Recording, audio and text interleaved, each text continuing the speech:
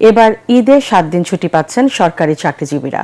মন্ত্রিপরিষদ বৈঠকে 18 মার্চ বাড়তি ছুটির সিদ্ধান্ত হয়েছে। লম্বা ছুটি হওয়ায় এবার ঈদযাত্রা আগের চেয়ে স্বস্তির হবে বলে জানিয়েছেন সড়ক পরিবহন মন্ত্রী। স্পষ্ট জানান, ঈদে গণপরিবহনে চলবে না চাঁদাবাজি। অতিরিক্ত ভাড়া আদায় করলে রুট পারমিট বাতিল সহ হবে মামলা। রিপোর্টে জানাচ্ছেন মাহবুব কবির চপল। গত বছর ঈদুল ফিতরের ছুটি ছিল 9 দিন। ঈদযাত্রা ছিল অনেকটা ঝামেলাহীন। নির্বাহী আদেশের প্রশংসা পেয়েছিল অন্তর্বর্তী সরকার। আলোচনা ছিল এমন ছুটি এবারও দরকার। বিষয়টি নিয়ে আলোচনা হয় মন্ত্রিপরিষদ বৈঠকে। নির্বাহী আদেশে 18 মার্চ ছুটি ঘোষণা করেন প্রধানমন্ত্রী তারেক রহমান। ফলে 17 থেকে 23 মার্চ পর্যন্ত 7 দিনের ঈদের ছুটি পাচ্ছেন সরকারি চাকরিজীবীরা। মাঝে 24 ও 25 মার্চ ব্যবস্থা করতে পারলেই মিলবে টানা 12 দিনের ছুটি। দ্বিতীয় ক্যাবিনেট মিটিংয়ে প্রধান যে আলোচনাগুলো হয়েছে হলো আমাদের প্রথম পার্লামেন্টারি সেশন নিয়ে, প্রথম পার্লামেন্টারি সেশনে রাষ্ট্রপতির বক্তব্য আর সামনে ঈদের ছুটি, এই দুটোরই বৃহত্তর আলোচনা।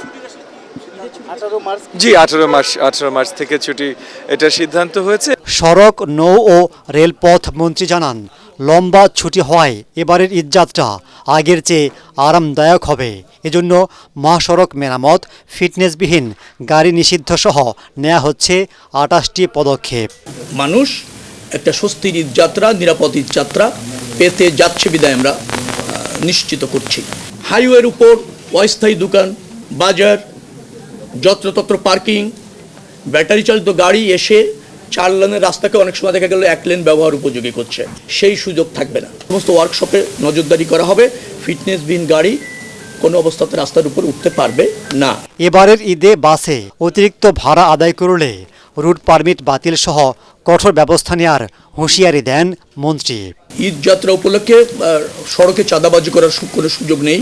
মালিক সমিতি তাদের কল্যাণে একটা চাঁদা নেন, সেটাকে আমি বলছি চাঁদাবাজি নয়। নির্দিষ্ট ভাড়া নির্ধারণ করে আছে, সেই নির্ধারিত ভাড়ার চেয়ে 1 টাকা বেশি নিলে আমাদেরকে জ্ঞাত করেন, তার দৃষ্টান্তমূলক শাস্তি হবে, তার রুট পারমিট ক্যান্সেল করা হবে, তার রুট পারমিট থাকবে না। এবং ওই ভাড়া নিতে গিয়ে যদি ফৌজদারি অপরাধ ঘটে থাকে, তাকে শাস্তির আওতায় আসতে হবে। ঈদের সময় পর্যায়ক্রমে গার্মেন্টস ছুটি হবে বলেও জানান তিনি। তারা অঙ্গীকার করেছে, আর এর কোনো ব্যত্যয় আশা করছি ঘটবে না। মাহবুব কবির চপল, ATN বাংলা, ঢাকা।